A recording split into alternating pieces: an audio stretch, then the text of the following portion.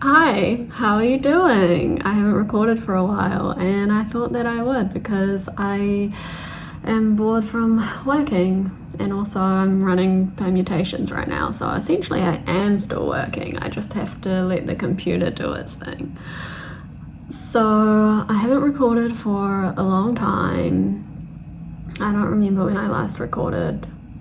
Well, actually I do. I recorded like 5 months ago, 4 months ago. I just never uploaded that video or the other videos that I made before that.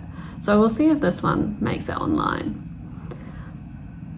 As you might be able to tell, I get really uncomfortable and anxious when I upload videos now, so that's why I haven't done it for ages, and also I don't really have that much to say, but I thought I'd check in and just do a short update. So how are you doing? Let me know. Hope you're doing well. Unfortunately, we can't have a conversation on this kind of forum. I'm living in the US right now. Moved away from home 6 months ago. I'm living here in a studio apartment with my boyfriend, partner, person. It's going well so far. I moved over here for a job. He got a job here too, so that's good. And work is, going fine. I'm still not understanding how people do the whole work for like 9 to 5 or 9 to 6, 5 days a week. It's just kind of exhausting. In terms of being in the US, there have definitely been some culture shock type things. For example, healthcare is just insane. I don't understand it. The system just makes me want to bang my head against the wall. And tipping is another thing. The tipping culture seems kind of out of control. And traffic lights is another one. This is probably different in different cities, but here where we live, the traffic lights, when you're a pedestrian, you end up having to wait at the traffic lights for ages and ages for it to let you walk across. In New Zealand, the traffic lights had sensors, so if there were not many cars coming and you press the button to cross as a pedestrian, then you could cross pretty quickly, but that doesn't happen here. Whether there are lots of cars or hardly any cars, you just end up having to wait for the full sequence of traffic lights to go through, and for some reason that's been a really big adjustment.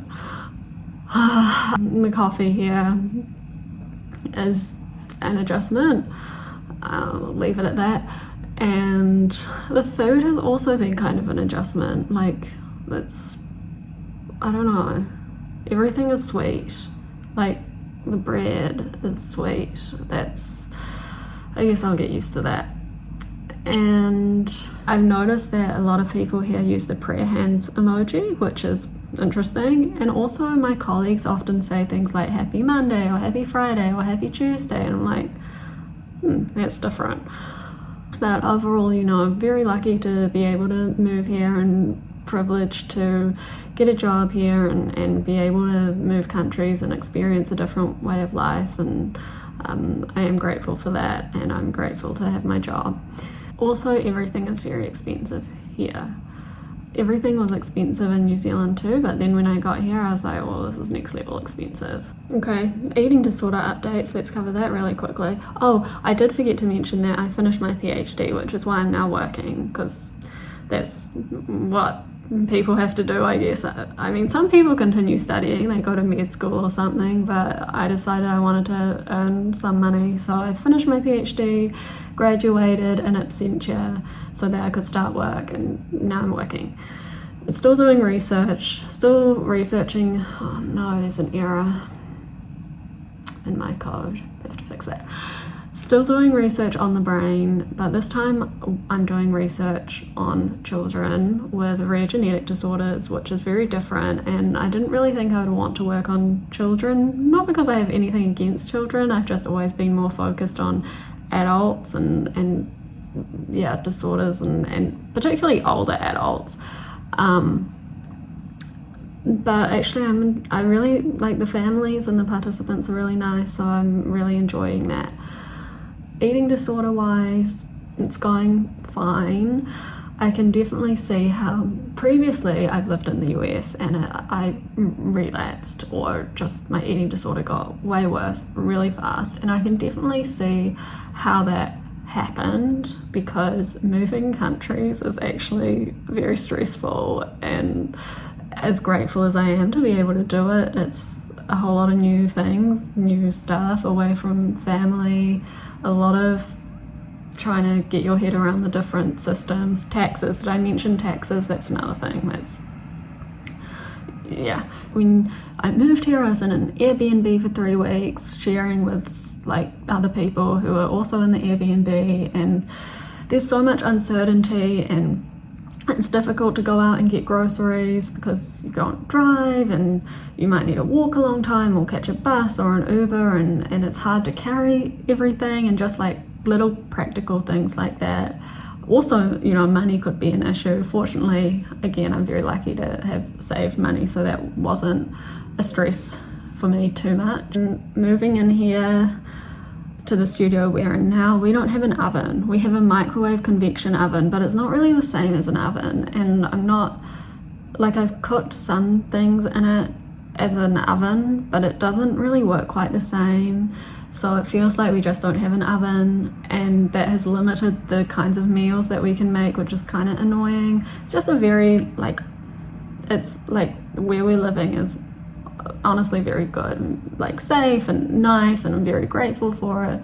But things like that can, like, I think very easily perhaps trigger and like bring back some eating disorder behaviors, because suddenly you're a bit restricted, and maybe you don't make things that you would have otherwise, and you could end up like restricting types of food and things like that. So I am mindful of that, and I think living with my boyfriend partner person I don't know, the boyfriend sounds weird and partner sounds weird, so going with boyfriend partner person has helped a lot, because it just means, like, often I just get lazy and I'm busy with work, and I'm just like, ugh, like, can't be bothered to cook. But then if I know that I need to cook for my partner, then it will be a priority for me to cook and or buy food. So I think that is helpful, and obviously he cooks as well, which is good, because I find cooking now like boring and I don't want to do it all the time. Baking, I like baking, but now we don't have an oven, so we're thinking about getting an air fryer. Can you bake stuff in that? Maybe let me know if you can bake stuff in that. So I can see how it'd be easy to go backwards in terms of recovery. I don't really feel like I have gone backwards, but I'm definitely mindful that I need to eat dinner, and I need to force myself to eat lunch, because lunch is just, I don't like lunch as a meal. I don't know if I've said that on this channel before, but lunch is like the worst meal in my opinion of all the meals. Like breakfast, I love breakfast. Dinner, fine. Dessert, it's great. Snacks, fine. Lunch just feels inconvenient, but you still need to eat it, even though it's annoying. I still have to eat it. I feel like I'm complaining so much in this video. I apologize. I'm really grateful that I have a job and that I can afford food, and that I'm not in a place in the world that's going through a lot of strife or war or struggling. So I am very privileged, and I very much acknowledge that. Okay, my permutations have finished. Oh wait, I need to run another one though. I've done 1,000 and now I need to do another 1,000. I don't have any other updates except that this was a very scattered video, so we'll see if it makes it online. If it does and you watch it, thank you so much for watching, and I hope your recovery is going smoothly. Maybe you're fully recovered. That would be amazing. And kudos to you, that would be awesome. Or maybe you're not fully recovered, but you're going through the process, and again, amazing, keep at it. All right, I'm gonna end the video. So, sending you love, and that's all. Bye. Maybe I'll record again later, maybe I won't. Who knows? I don't know. Okay, bye.